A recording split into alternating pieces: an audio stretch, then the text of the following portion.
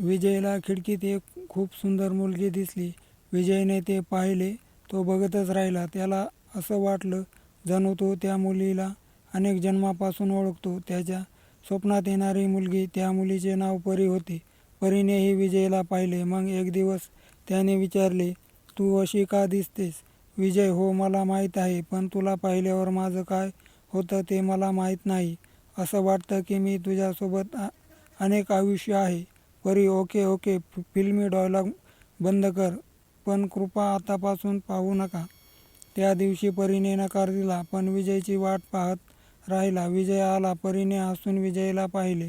हळूहळू दोघांची चर्चा वाढत गेली. ते घराबाहेर भेटायला लागले. कधी कधी दोघेही बाईकवर एकत्र फिरायला जायचे. पण हा लपंडाव फार काळ टिकला नाही. परीच्या घरच्यांना हे कळले. त्यांनी मुलीला प्रेमाने समजावले, तू आमची एकुलती एक मुलगी आहेस. तू आता मोठी झाली आहेस. दुसऱ्यासोबत फिरणे तुमच्यासाठी चांगले नाही. परी, पप्पा मला माहीत आहे, या वयात मन भरकटते. कोणीही कोणाच्याही प्रेमात पडो, पण त्याची शिक्षा संपूर्ण कुटुंबाला भोगावी लागते. परी, पण पप्पा, मी विजयशी लग्न करणार आहे. तो पण तयार आहे. पप्पा, लग्न, मुलगी, प्रेम वेगळं आणि लग्नानंतरचं जगणं वेगळं. प्रेमाने खायला मिळत नाही. 2 वेळच्या भाकरीसाठी पैसा लागतो. परी, पण मी त्याच्याशिवाय राहू शकत नाही पप्पा. परी रडायला लागते. वडील प्रेमाने तिचे अश्रू पुसतात आणि म्हणतात, बघ, तुम्ही दोघे पळून जाऊन लग्न करा. मी तुझ्या आईला आणि गावाला सांगेन की ती शिकण्यासाठी बाहेरगावी गेली आहे. तिला तिच्या वडिलांना सोडायचं नव्हतं, पण विजयलाही गमवायचं नव्हतं. रात्रभर विचार करत राहिली. काय करावं? त्याने लहानपणी आपल्या आणि प्रेमासाठी प्रेम केलं. तोच ज्याने छोटे छोटे हात धरून चालायला शिकवले, त्याला कायमचं सोडून जातोय. परीने विजयला शेवटच्या वेळी भेटण्यासाठी वडिलांची परवानगी घेतली. दुसऱ्या दिवशी ती विजयला भेटली आणि विजयला सगळं सांगितलं. तुझं मन काय म्हणते? परी, ज्यांनी मला चालायला शिकवलंय, बोलायला शिकवलंय, त्यांची फसवणूक करावीशी वाटत नाही. पण तू म्हणतोस तसं तुझ्याशिवाय मी जगू शकत नाही. मला तुझ्यासोबत मरायचं आहे. विजयने परीच्या तोंडावर हात ठेवला. विजय रडत रडत म्हणाला, मला माझ्या प्रेमाचा अभिमान आहे. मी तुझ्याशिवाय कसा जगणार माहीत नाही, पण तू तुझा आनंद पाहून नेहमी आनंदी राहा. मी करेन.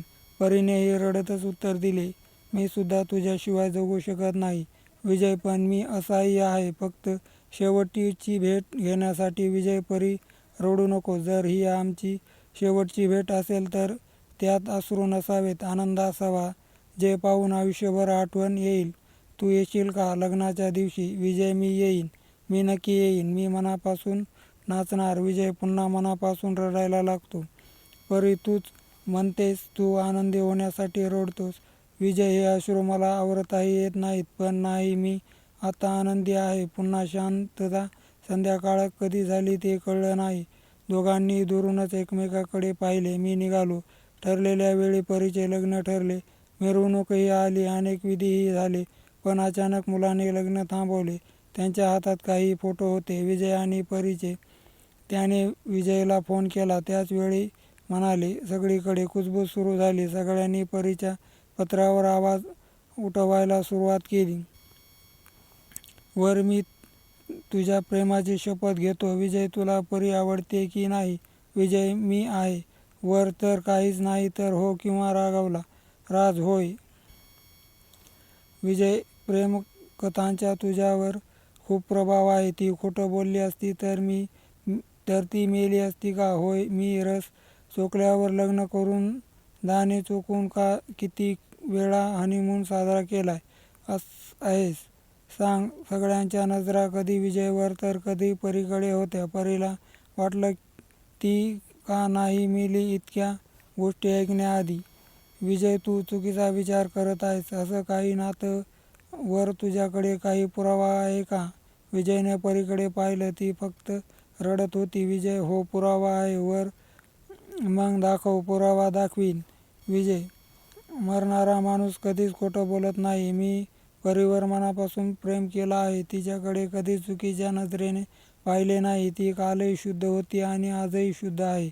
असे म्हणत विजयने 2 मजल्यावरून खाली उडी मारली. त्याचा मृतदेह वराच्या गाडीवर पडला. परी विजयसाठी ओरडत किनाऱ्यावर येते. विजयची अवस्था पाहून जोरजोरात रडू लागते.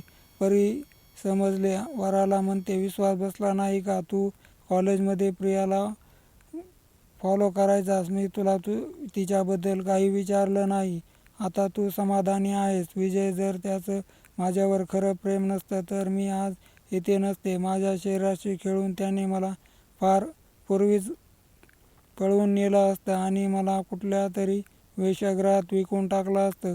यात राहू नको. पापी जग. विजय, मी येते. परीनेही वरून उडी मारली. दोघांची डोके फाटली. संपूर्ण गाडी रक्ताने माखली होती. विजयने हळूच डोळे उघडले. विजय, दुखत आहे? परी, नाही. तू माझ्यासोबत आहेस तर वेदना कशी? मग दोघांनी एकमेकांचे हात धरून कायमचे डोळे मिटले.